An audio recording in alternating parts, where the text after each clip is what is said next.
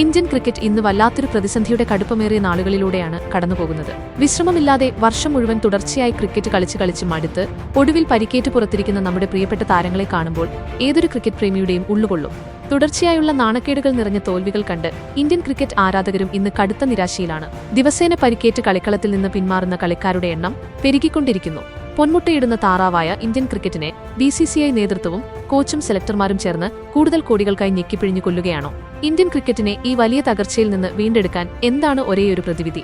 കണക്കുകളിലേക്ക് കണ്ണോടിക്കുമ്പോൾ ഞെട്ടിപ്പിക്കുന്ന വിവരങ്ങളാണ് പുറത്തുവരുന്നത്. ഇന്ത്യൻ ക്രിക്കറ്റ് കളിക്കാർ പ്രതിവർഷം കളിക്കേണ്ടി വരുന്നത് ശരാശരി 40 മുതൽ 50 വരെ അന്താരാഷ്ട്ര മത്സരങ്ങളാണ്. മറ്റ് ക്രിക്കറ്റ് രാജ്യങ്ങളുമായി താരതമ്യം ചെയ്യുമ്പോൾ ഇത് പല മടങ്ങ് കൂടുതലാണ്. ഇതിനു പുറമെയാണ് കോടികളുടെ പണക്കൂമ്പാരം കാണിച്ച് താരങ്ങളെ വിലപേശിയെടുത്തുള്ള 2 മാസത്തെ IPL മാമാങ്കം. IPL മത്സരങ്ങൾ കൂടി കണക്കിലെടുക്കുമ്പോൾ ഒരു ഇന്ത്യൻ താരം ഒരു വർഷം കളിക്കുന്നത് 70ഓളം മത്സരങ്ങളാണ്. അതായത് വർഷത്തിൽ 150 ദിവസങ്ങൾ വരെ അവർ കളിക്കളത്തിലാണെന്ന് ചുരുക്കം. എന്നാൽ ഓസ്ട്രേലിയൻ താരങ്ങളിലേക്ക് വരുമ്പോൾ അവർ IPL ഉൾപ്പെടെ പ്രതിവർഷം കളിക്കുന്നത് 55ഓളം മത്സരങ്ങൾ മാത്രമാണ്. പരമാവധി 40 അന്താരാഷ്ട്ര മത്സരങ്ങൾ മാത്രമാണ് അവർ ഒരു വർഷം കളിക്കുന്നത്. അതായത് പരമാവധി 110 മത്സര ദിനങ്ങൾ മാത്രം. ഇംഗ്ലണ്ട് താരങ്ങളാണെങ്കിൽ പരമാവധി 130 ദിവസങ്ങളും പാകിസ്ഥാൻ താരങ്ങൾ പരമാവധി 100 ദിവസങ്ങളും മാത്രമാണ് കളിക്കുന്നത്. ഈ കളിക്കാരും മനുഷ്യരല്ലേ? അവർക്കും വേണ്ടേ മാനസികവും ശാരീരികവുമായ വിശ്രമം? ഇന്ത്യൻ താരങ്ങളെ അമിതമായി പണിയെടുപ്പിക്കുന്ന ഈ ദ്രോഹശീലം മാറ്റേണ്ടതല്ലേ? കളിക്കാർക്ക് ആവശ്യമായ വിശ്രമം ഉറപ്പാക്കാൻ 3 ഫോർമാറ്റിനും വെവ്വേറെ ടീമുകൾ വന്നാൽ ഇന്ത്യ വീണ്ടും വിജയം ശീലമാക്കുമോ? പണ്ടൊക്കെ ക്രിക്കറ്റ് എന്നത് ഇന്ത്യയുടെ ജീവനും വികാരവുമായിരുന്നു. എന്നാൽ ഇന്നത് തീർത്തും ശതകോടികളുടെ ഒരു വ്യവസായമായി മാത്രം ചുരുങ്ങിയിരിക്കുകയാണ്. അത് ആരാധകരിലുണ്ടാക്കിയ കടുത്ത അകൽച്ചയും ഇന്ന് പ്രകടമാണ്. പണ്ടത്തെ പോലെ ഇന്ത്യ-പാക് മത്സരങ്ങൾക്കും മറ്റും തെരുവുകൾ വിജനമായിരുന്ന ആ അന്ധമായ ആരാധനയും ആവേശവും ഇപ്പോൾ എവിടെയോ ചോർന്നുപോയിരിക്കുന്നു. ടെലിവിഷന് മുന്നിലിരുന്ന് പൂർണ്ണമായും കളി കാണുന്നവരുടെ എണ്ണത്തിൽ 26% വരെ കുറവുണ്ടായതായാണ് കണക്കുകൾ വ്യക്തമാക്കുന്നത്. പരസ്യവരുമാനം ഇടിയുമ്പോൾ കൂടുതൽ കോടികൾ ഉണ്ടാക്കുക എന്നതാണ് ബോർഡിന്റെ ഒരേയൊരു ലക്ഷ്യം. അതുകൊണ്ട് തന്നെ കൂടുതൽ മത്സരങ്ങളിലേക്ക് ഇന്ത്യൻ ടീമിനെ ബോർഡ് എറിഞ്ഞുകൊടുക്കുകയാണ്. ഓസ്ട്രേലിയൻ ക്രിക്കറ്റ് ബോർഡ് ടെസ്റ്റ് മത്സരങ്ങൾക്ക് കൂടുതൽ പ്രാധാന്യം നൽകുമ്പോൾ BCCI ശ്രമിക്കുന്നത് പണമുണ്ടാക്കാനുള്ള ദുരാഷ്ട്ര പരമ്പരകൾക്കാണ്. T20 ഏകദിനങ്ങളുമാണ് അവർക്ക് മുഖ്യം. ഓസ്ട്രേലിയയുടെ പ്രധാന T20 ടൂർണമെന്റായ ബിഗ് ബാഷ് കുറഞ്ഞ ദിവസങ്ങളിൽ അവസാനിക്കുമ്പോൾ IPL നീളുന്നത് 2 മാസത്തോളമാണ്. ഇന്ത്യയിലെ വിവിധ നഗരങ്ങളിലേക്കുള്ള നിരന്തര യാത്രകൾ തന്നെ കളിക്കാരെ കടുത്ത ക്ഷീണത്തിലാക്കുന്നു. ഓസ്ട്രേലിയൻ താരങ്ങൾ പലപ്പോഴും കൃത്യമായി വിശ്രമമെടുക്കുമ്പോൾ ഇന്ത്യൻ താരങ്ങളെ BCCI കാണുന്നത് പണമുണ്ടാക്കാനുള്ള ഒരു യന്ത്രം മാത്രമായാണ്. വർക്ക് ലോഡ് മാനേജ്മെന്റ് എന്ന അത്യാവശ്യ കാര്യം ഇന്ത്യൻ ക്രിക്കറ്റ് മേലാളന്മാർ മനഃപൂർവ്വം മാറ്റിവെക്കുകയാണ്. അമിത ജോലിഭാരത്താൽ താരങ്ങൾ പരിക്കേറ്റ് കളം വിടുമ്പോൾ മാത്രമാണ് അവർ വിശ്രമം എന്ന വാക്കുപോലും ഓർക്കുന്നത്. പരിക്കിൽ നിന്ന് പൂർണ്ണമായി മുക്തരാകാത്ത താരങ്ങളെപ്പോലും ടീമിൽ പ്രഖ്യാപിച്ച് മെഡിക്കൽ സർട്ടിഫിക്കറ്റിനായി കാത്തിരിക്കുന്ന ദയനീയ കാഴ്ചയാണ് ഇന്ത്യൻ സെലക്ടർമാരുടെ ഭാഗത്തുനിന്നും ഉണ്ടാകുന്നത്. പിന്നെ ഈ ടീം എങ്ങനെ രക്ഷപ്പെടും? വിശ്രമമില്ലാതെ നിരന്തരം കടുത്ത സമ്മർദ്ദത്തിൽ കളിക്കേണ്ടി വരുന്ന താരങ്ങളിൽ നിന്ന് എങ്ങനെ നമുക്ക് ലോകോത്തര പ്രകടനം പ്രതീക്ഷിക്കാൻ കഴിയും? ഈ വർഷം ഇന്ത്യൻ ക്രിക്കറ്റ് ടീം ഇതുവരെ കളിച്ചത് ഒരൊറ്റ ടെസ്റ്റ് മത്സരമാണ്, അതും അഫ്ഗാനിസ്ഥാനെതിരെ നാട്ടിൽ. ഈ കാലയളവിൽ ഇന്ത്യ ഏകദിനങ്ങൾ 9 എണ്ണം കളിച്ചു. ന്യൂസിലൻഡിനും അഫ്ഗാനിസ്ഥാനും ഇംഗ്ലണ്ടിനുമെതിരെ. അതേസമയം T20 ലോകകപ്പ് ഉൾപ്പെടെ ഈ വർഷം പാതി പിന്നിടുമ്പോഴേക്കും ഇന്ത്യൻ ടീം കളിച്ചത് 22 മത്സരങ്ങളാണ്. 6 മാസത്തിനു ശേഷമാണ് ഇന്ത്യൻ ടീം മറ്റൊരു ടെസ്റ്റ് കളിക്കാൻ പോലും ഇറങ്ങുന്നത്. ഇന്ത്യ ശ്രീലങ്കയിൽ ഒടുവിൽ ടെസ്റ്റ് പരമ്പര കളിച്ചത് 2017-ലാണെന്ന് ഓർക്കണം.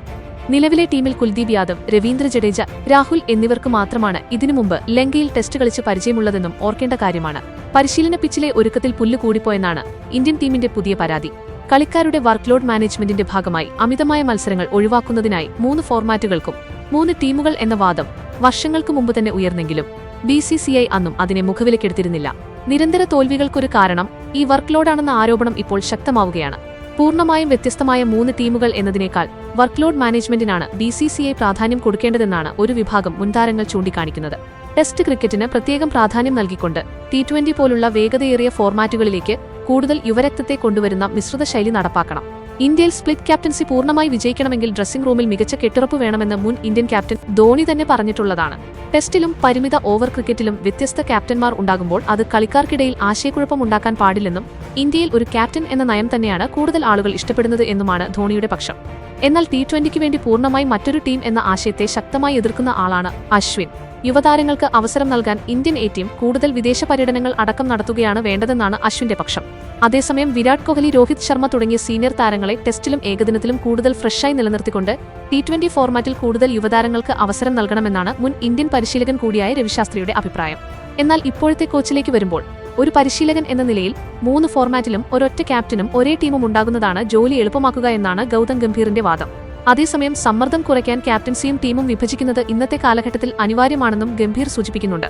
ഇന്ത്യൻ ക്രിക്കറ്റ് ടീമിന് 3 ഫോർമാറ്റുകൾക്കുമായി, അതായത് ടെസ്റ്റിനും ഏകദിനത്തിനും T20ക്കുമായി 3 വ്യത്യസ്ത ടീമുകൾ വേണമെന്നത് നിലവിൽ ക്രിക്കറ്റ് ലോകത്ത് സജീവമായി ചർച്ച ചെയ്യപ്പെടുന്ന ഒരു വിഷയമായി മാറിക്കഴിഞ്ഞു.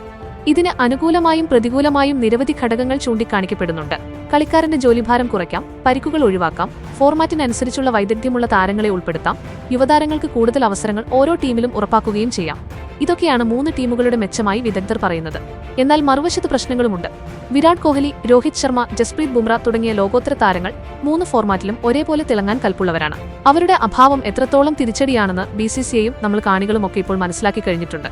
കളിക്കാർ സ്ഥിരമായി മാറിക്കൊണ്ടിരിക്കുന്നത് ടീമിന്റെ ഒത്തണക്കത്തെയും ഡ്രസ്സിംഗ് റൂമിലെ അന്തരീക്ഷത്തെയും ബാധിക്കുമെന്നാണ് മറ്റൊരു വാദം. ഇംഗ്ലണ്ടും ഓസ്ട്രേലിയയും വ്യത്യസ്ത ടീമുകളെ പരീക്ഷിച്ചെങ്കിലും പ്രധാന താരങ്ങളില്ലാത്ത ഇന്ത്യൻ ടീമിന്റെ മത്സരം സ്റ്റേഡിയത്തിലേക്ക് എത്തുന്ന കാണികളെയും ടെലിവിഷനിൽ പരസ്യം നൽകുന്നവരെയും ഒരുപോലെ നിരാശപ്പെടുത്തുകയാണ്. പണം മാത്രം മുന്നിൽ കാണുന്ന BCCI അതിന് മുതിരാത്തതും വലിയൊരു പ്രതിസന്ധിയാണ്. ടീം തിരഞ്ഞെടുപ്പിൽ അമിതമായ പക്ഷപാതിത്വവും സ്വജനപക്ഷപാതവും ഇന്ത്യൻ ക്രിക്കറ്റ് ആരാധകരെ കഠിനമായി ചൊടിപ്പിച്ചിട്ടുണ്ട്. വർഷം മുഴുവൻ നടക്കുന്ന ഇന്ത്യൻ ടീമിന്റെ മത്സരങ്ങളും അവരെ കടുത്ത മടുപ്പിലേക്ക് തള്ളിവിടുകയാണ്. കാരണം തുടർച്ചയായ വിജയങ്ങൾക്ക് പകരം ഇപ്പോൾ അവർക്ക് ലഭിക്കുന്നത് ദയനീയമായ തുടർച്ചയായ തോൽവികളാണ്. നിരന്തരം ബൗണ്ടറികൾ പിറക്കുന്നതും മത്സരത്തിന്റെ ആവേശം കെടുത്തുന്നതുമായ ഇന്ത്യൻ പിച്ചുകൾ ഇന്ത്യൻ ക്രിക്കറ്റിന്റെ ജനപ്രീതിക്ക് വലിയ മങ്ങലേൽപ്പിക്കുന്ന മറ്റൊരു ഗുരുതര ഘടകമായിട്ടുണ്ട്. പക്ഷേ BCCI ഇതൊന്നും തിരിഞ്ഞുനോക്കുന്നില്ലെന്നതാണ് യാഥാർത്ഥ്യം. യൂറോപ്യൻ ഫുട്ബോൾ, OTT പ്ലാറ്റ്ഫോമുകൾ എന്നിവയൊക്കെ പുതിയ തലമുറയിലെ യുവാക്കൾക്കിടയിൽ വൻ ഹരമാകുമ്പോൾ ക്രിക്കറ്റ് പതിയെ പിന്നോട്ടു പോകുന്നതായുള്ള കാര്യങ്ങൾ പല പഠനങ്ങളും വ്യക്തമാക്കി കഴിഞ്ഞു. പക്ഷേ അതും BCCI മനസ്സിലാക്കിയെന്ന് കണ്ടറിയണം. സമീപകാലത്തെ ഇന്ത്യൻ ടീമിലെ തുടർതോൽവികൾ ആരാധകരെ കടുത്ത നിരാശയുടെ പടുകുഴിയിലാണ് ആക്കിയിരിക്കുന്നത്. അതിനു പുറമെയാണ് ടീം തെരഞ്ഞെടുപ്പിനെക്കുറിച്ചുയരുന്ന ഗുരുതരമായ ആരോപണങ്ങൾ. പ്രതിഭകളാൽ സമ്പന്നമെങ്കിലും ടീമിലെത്തുന്നവർ പലരും തലപ്പത്തുള്ളവരുടെ താൽപര്യക്കാരാണെന്ന സംശയം ഇതിനോടകം ബലപ്പെട്ടു കഴിഞ്ഞു. കളിയിലെ രാഷ്ട്രീയവും തുടർച്ചയായ തോൽവികളും ഇന്ത്യൻ ക്രിക്കറ്റിന്റെ ജനകീയതയിൽ വൻ ഇടിവുണ്ടാക്കിയെന്ന് കണക്കുകൾ നിരത്തി വിദഗ്ധർ പറയുന്നുമുണ്ട്. ഇന്ത്യയിൽ ക്രിക്കറ്റ് അതിശക്തമെന്ന് വാദിക്കാമെങ്കിലും വെല്ലുവിളികൾ ദിനംപ്രതി ഏറിവരികയാണ്. അനിശ്ചിതത്വമായിരുന്നു ക്രിക്കറ്റിന്റെ മുഖമുദ്ര എങ്കിൽ രാജ്യത്ത് ക്രിക്കറ്റിന്റെ നിലനിൽപ്പ് തന്നെ വരുംകാലത്ത് അത്തരത്തിലാകുമോ എന്ന ഗൗരവമായ ചോദ്യമാണ് ഇപ്പോൾ പ്രസക്തമായിട്ടുള്ളത്. ഇന്ത്യൻ ക്രിക്കറ്റിനെ ആർക്ക് രക്ഷിക്കാൻ കഴിയും എന്നുള്ളതാണ് ഇന്ന് രാജ്യത്തെ ഓരോ ക്രിക്കറ്റ് ആരാധകന്റെയും മുന്നിലുള്ള പ്രധാന ചോദ്യം. ഇത് കേവലം ഒരു ടീമിന്റെ തകർച്ചയല്ല, മറിച്ച് നമ്മുടെ രാജ്യത്തിന്റെ ഒരു വലിയ വികാരം തന്നെ ചോദ്യം ചെയ്യപ്പെടുന്ന നിമിഷമാണിത്. ഇതിനെതിരെ ശക്തമായ നിലപാടുകൾ ഉണ്ടായേ തീരൂ. ആരാധകരുടെ ശബ്ദം ബോർഡിന്റെ ചെവിയിൽ എത്തിയേ തീരൂ. അതിനാൽ തന്നെ വരും നാടുകളിൽ ഇന്ത്യൻ ക്രിക്കറ്റിന്റെ ഭാവി എന്താകുമെന്നത് കാത്തിരുന്ന് കാണേണ്ട ഒന്ന് തന്നെയാണ്. ഇന്ത്യൻ ക്രിക്കറ്റിന്റെ ഈ ഗുരുതരമായ അവസ്ഥയെക്കുറിച്ച് നിങ്ങൾ എന്താണ് ചിന്തിക്കുന്നത്? നമ്മുടെ താരങ്ങളുടെ വർക്ക് ലോഡ് കുറയ്ക്കാൻ BCCI ഇനിയെങ്കിലും തയ്യാറാകുമോ? അതോ പണത്തിന് പിന്നാലെ പോയി ഇന്ത്യൻ ക്രിക്കറ്റിനെ പൂർണ്ണമായും തകർക്കുമോ? ഒരൊറ്റ ക്യാപ്റ്റനും ഒരേ ടീമും മതിയെന്ന നിലപാടാണോ ശരി? അതോ 3 ഫോർമാറ്റുകൾക്കും വ്യത്യസ്ത ടീമുകൾ വേണമെന്നാണോ നിങ്ങൾ കരുതുന്നത്? ടീം സെലക്ഷനിലെ പക്ഷപാതിത്വവും തുടർച്ചയായ തോൽവികളും ആരാധകരായ നമ്മെ എത്രത്തോളം നിരാശപ്പെടുത്തുന്നുണ്ട്? ഈ വിഷയങ്ങളെക്കുറിച്ചുള്ള നിങ്ങളുടെ വിലയേറിയ അഭിപ്രായങ്ങൾ താഴെ കമന്റ് ചെയ്യുക. ക്രിക്കറ്റ് ലോകത്തെ പുതിയ വാർത്തകൾ വേഗത്തിൽ അറിയാൻ fast cricket Malayalam channel subscribe ചെയ്യുക. വീഡിയോ ഇഷ്ടപ്പെട്ടാൽ ലൈക്ക് ചെയ്യാനും ഷെയർ ചെയ്യാനും മറക്കരുത്. നിങ്ങളുടെ പ്രിയപ്പെട്ട താരം ആരാണെന്ന് താഴെ കമന്റ് ചെയ്യൂ. പുതിയൊരു ക്രിക്കറ്റ് വാർത്തയുമായി അടുത്ത വീഡിയോയിൽ കാണാം.